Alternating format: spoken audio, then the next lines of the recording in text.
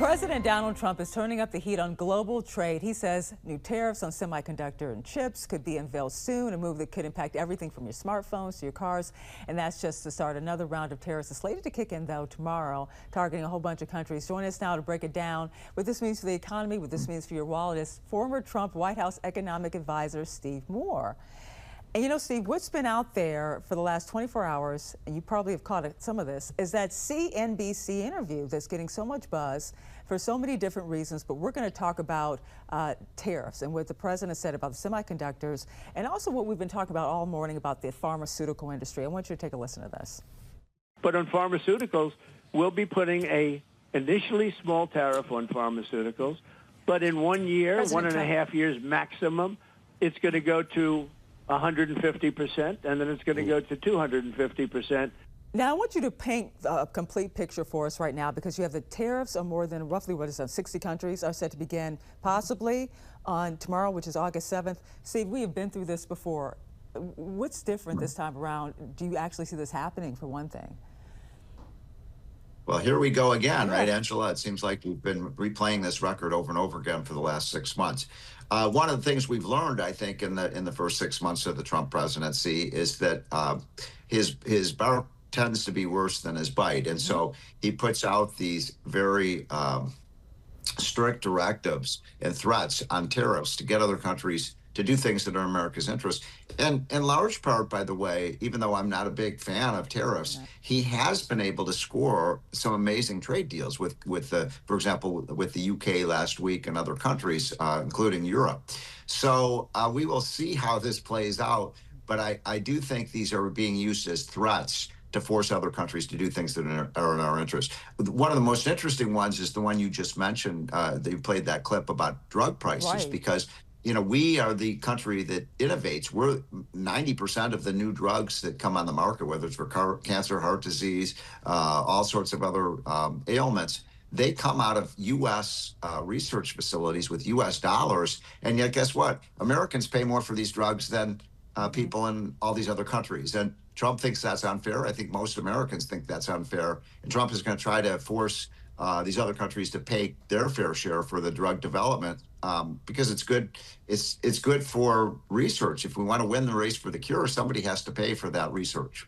Well, I want to get your take on this as well. This is regarding something that Treasury Secretary Steve Bessent sent out right here. Now, tariff revenue is rising right now under what he says under America First trade agenda, surging to record highs over the past 4 months. Just last month, the U.S. collected roughly, I think it was $30 billion. Now, to be clear, though, this money, of course, is going into the Treasury, right? So how should, just Americans, us watching at home, how should we interpret this for how it will eventually trickle down to us? Good question. So first of all, a tariff is a tax, right? Somebody has to pay that tax. There's a lot of dispute about who's paying that tax that you're seeing on that chart. Is it paid by the foreign producers, or is it ultimately passed on to American consumers in the form of a slightly higher price, like a sales tax? My view is some of it is borne by American consumers and some of it is borne by the foreign producers. And by the way, that tax revenue helps reduce the deficit. That's one of the points Scott Bessent was making. So there's positives and negatives about tariffs. But if you use the tariff revenue to reduce, the income tax burden in the United States, then I don't have a problem with that. Listen, I just want to drop this in real quick about this whole check that has been floated around that people could get some money in the mail because of these tariffs. Oh, the rebate. The rebate checks. I mean, come on. Do you think that's even possible? I don't like that idea. Yeah, I'm not a fan of that idea. I don't think the government should be passing out checks to people. After all, we're running a $2 trillion deficit right now. Any revenues that come in should be used to reduce the deficit or to pay for other pro-growth tax cuts. You don't get economic growth by just passing out checks to people. So that's not a Trump policy I'm in favor of. And can we real quickly talk about what's going on with Ford here? There seems to be a lot of layers here. And what's going on with the EV industry? Something like $15 billion lost. We have a chart for that as well over 3 years. What does this tell you where this is going? Where does yes. Go ahead, Steve. Yeah, this is unbelievable, isn't it? This is Ford Motor Company and how much they've lost on EVs. They were losing, Angela, as much as $50,000 per car they were making in the electric vehicle market.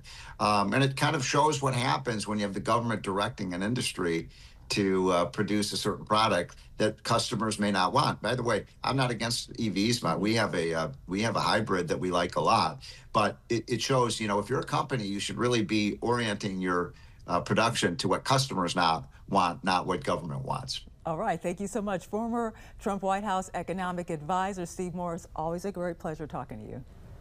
Thank you, Angela. Have a great day.